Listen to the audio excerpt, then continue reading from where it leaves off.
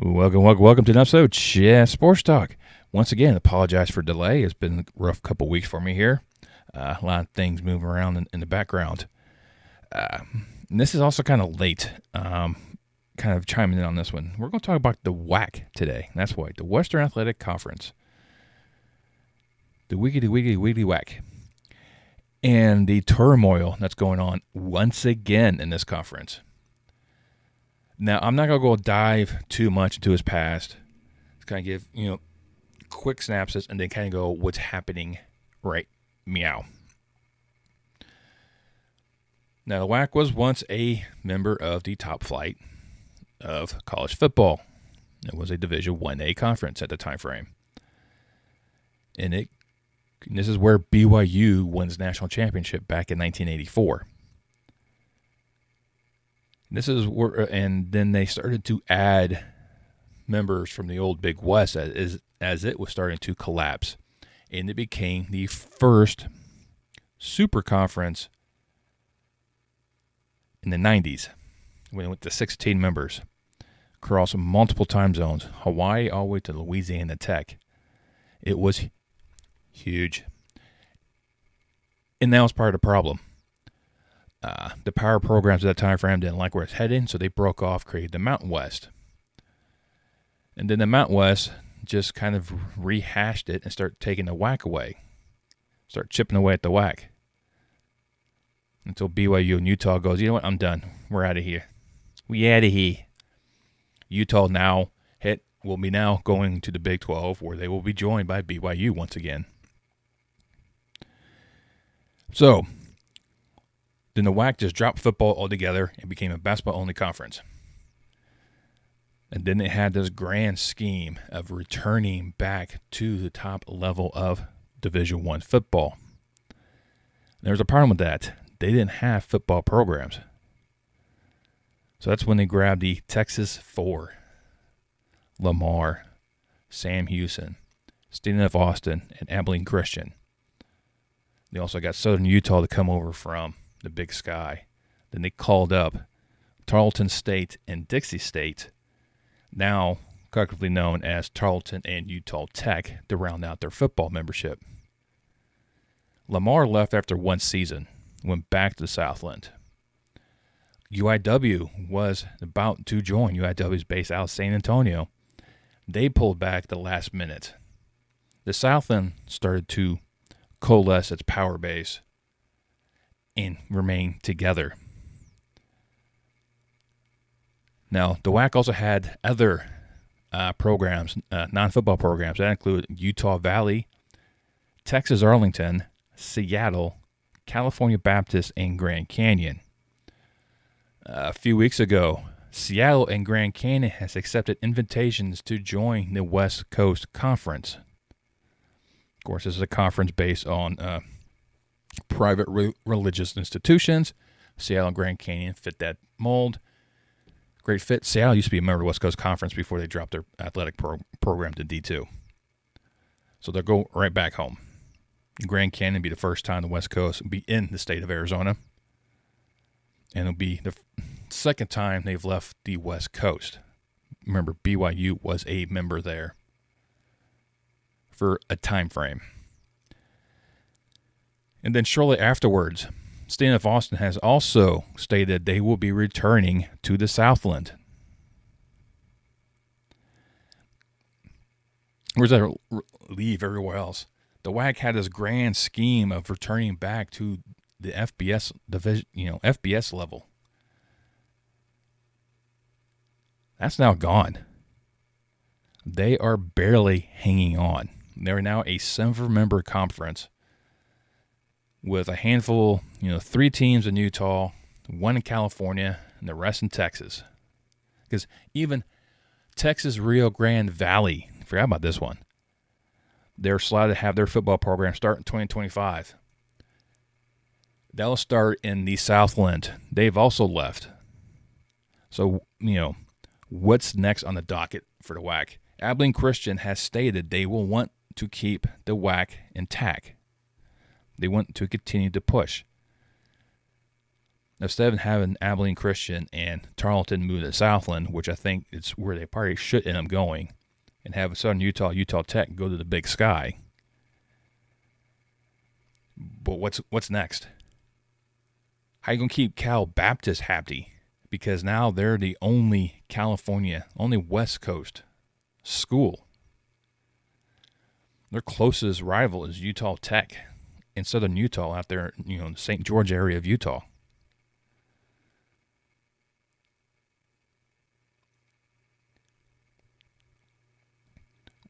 How are you going to make this happen? I think Cal Baptist is better off going to the Big West. I think that's probably their best option. Now we stay with all the other California-based programs with the exception of Hawaii, or head to the West Coast. So they have two options there for them. But in this scenario, I'm not going to go pick apart and have the vultures come around and disseminate and shred apart the WAC.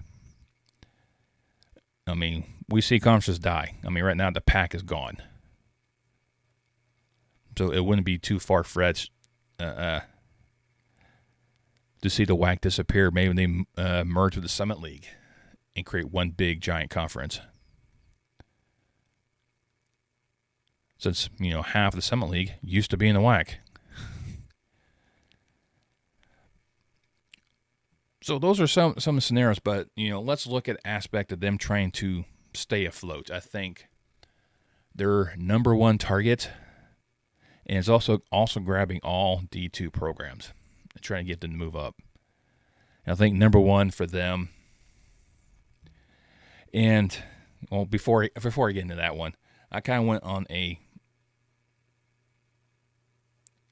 deep dive to some of these. I was looking at enrollment size of at least 6,000 plus. Those with football stadiums, I was looking at a 6,000 plus capacity. Basketball, I was kind of looking more of a 4,500 capacity arena. But sometimes I overlooked that. I also looked at football titles, men's and women's basketball titles, to see which one of these programs could really benefit moving up and taking that prestige up with them. So I only added one. Well, actually, I think I had a couple basketball programs I had in mind. But I think the one that probably should go out is definitely one to keep Cal Baptist happy. And it should go after Cal Poly Pomona. Just pretty much on the other side of LA for them. This is a program that has 5 D2 women's basketball titles and 1 men's title. Stadium arena, it's only 3,000. I think it's fine in terms of that aspect.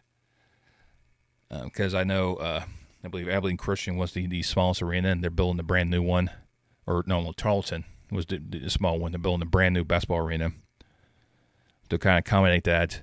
Because Tarleton has grand schemes of moving up anyways, so I think the WAC needs to hurry up and expand to accept the potential loss. And at Cal Poly, CPP would actually be like I said, keep Cal Baptist happy because they got a inner city rival, which really helps out. Anyway, schools can head out to West Coast, maybe pay a couple games there and head back. So we're 20,000 enrollment, part of that California Collegiate Athletic. And kind of go from there.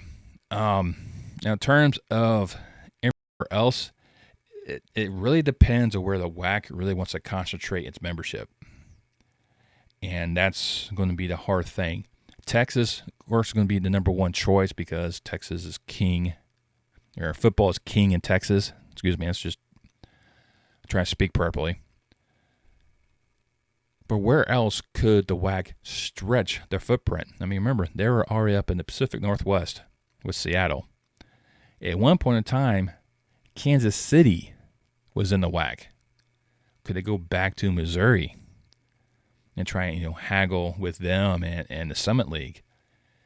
And if they do that, Northwest Missouri State should be number one on the bullet. Over 8,500 enrollment, a 6,500 capacity football stadium.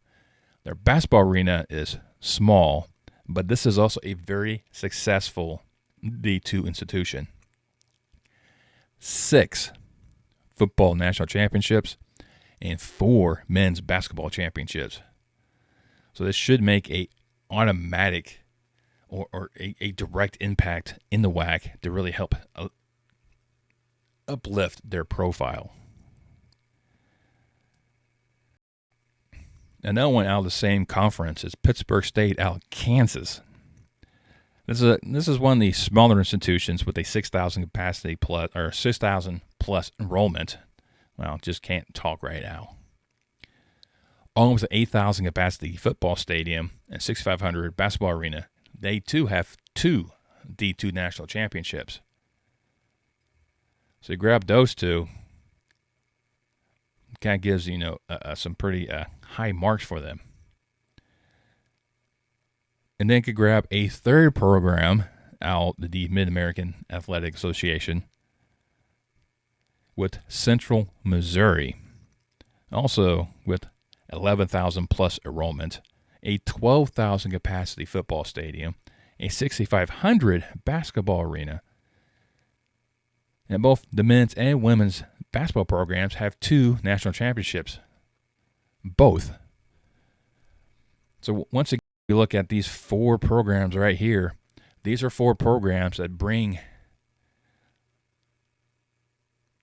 some power, some prestige to the WAC, something they desperately need, and add the benefit of actually stretching this conference out from Texas and the West Coast a bit.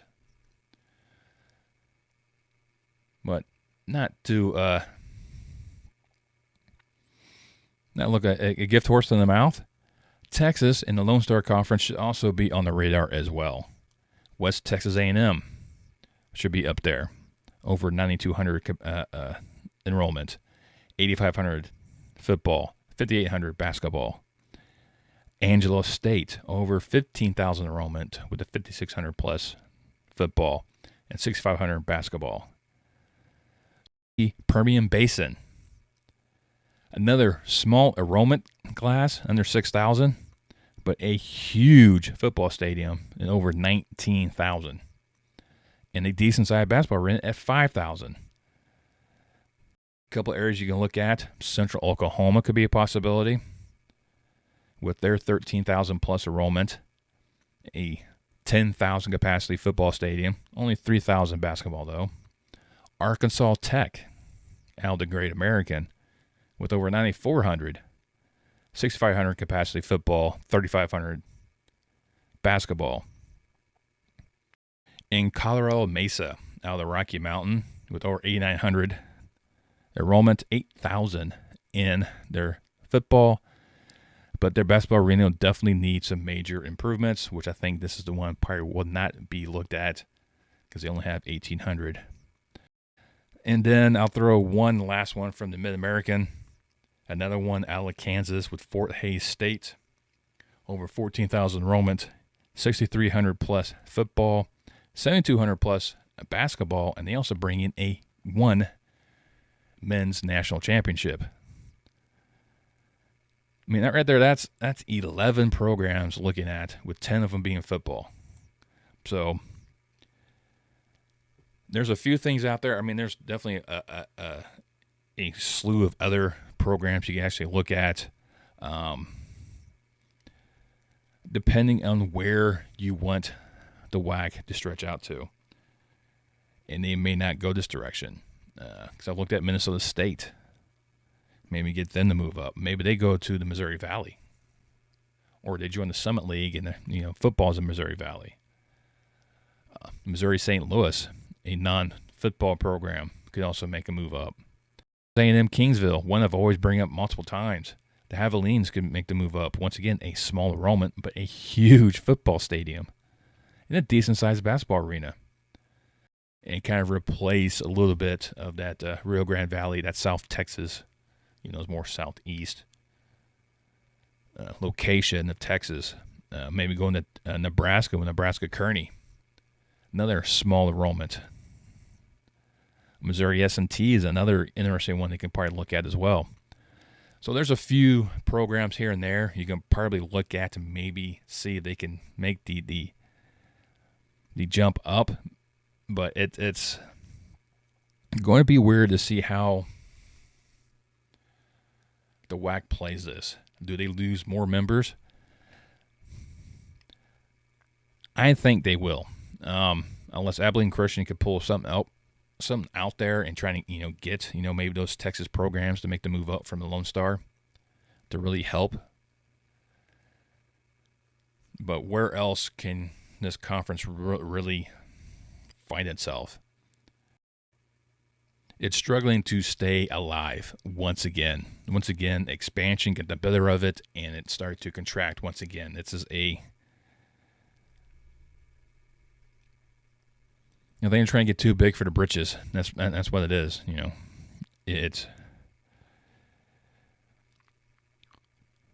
They have this grand scheme of getting back into the top flight. The Atlantic Sun is right there with them, but they don't see a huge turnover. I mean, they've lost a couple programs, yes, in Jacksonville State, Kennesaw State, but they haven't seen the grand turmoil what's happening with the WAC. Now, does the United Athletic, which is the joint conference between these two, joint football conference between these two conferences, make the move up? I doubt it. Where Tarleton is spending money on athletics and upgrading their facilities, I think it's just a matter of time before Conference USA comes calling. So, it's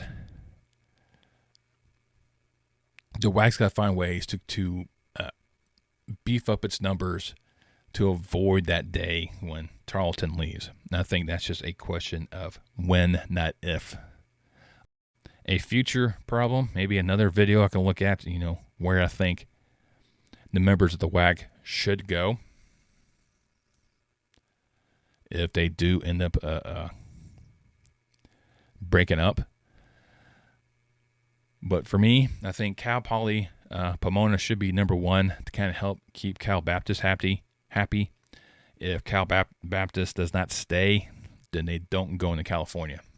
So that one is still contingent on what they do at their Riverside. And then for football-wise, it depends where you want to stretch the market. Stretch that footprint. I think going into Missouri will make good sense with Northwest Missouri State and Central Missouri. I think going to Colorado can be a good idea with Colorado Mesa, getting Pittsburgh State and Kansas, going down in Texas, Oklahoma, Arkansas. Those are all great locations to help expand the footprint, but don't expand it too much. You want to keep it somewhat close together, because if you get this huge gap like you had beforehand when you had Texas, Rio Grande Valley, and Seattle, that's a lot of money these schools are paying just to travel for volleyball or basketball. So that's why you probably see these programs shift to more regionalized conferences where, the travel costs are way down. But only time will tell how this one turns out. Let me know down below which school you think would be the best fit for the WAC. There, like I said, I put a lot of them out there, and I really concentrate just in two conferences, the Mid-American and the Lone Star on D2. I mean, you still got Great Lakes Valley, the Rocky Mountain, the Northern Sun, the Great American, all have, viable programs out there that can make an impact, even those out there in the California Collegiate. So let me know what you think the WAC's going to do. You think the WAC's going to go the way of the Dodo in the Pac-12? Or do you think you have a resurgence like the Big 12 and Conference USA? Let's mix it up in the comments below. If you made it this far in this video and you like what I do, go ahead and support this channel, give it a thumbs up. It really helps the YouTube algorithm. You can also subscribe. It doesn't cost anything. You just click that bell icon, turn on notifications, so next time I post any more content on my channel. And I'll see you next time on Chat Sports Talk.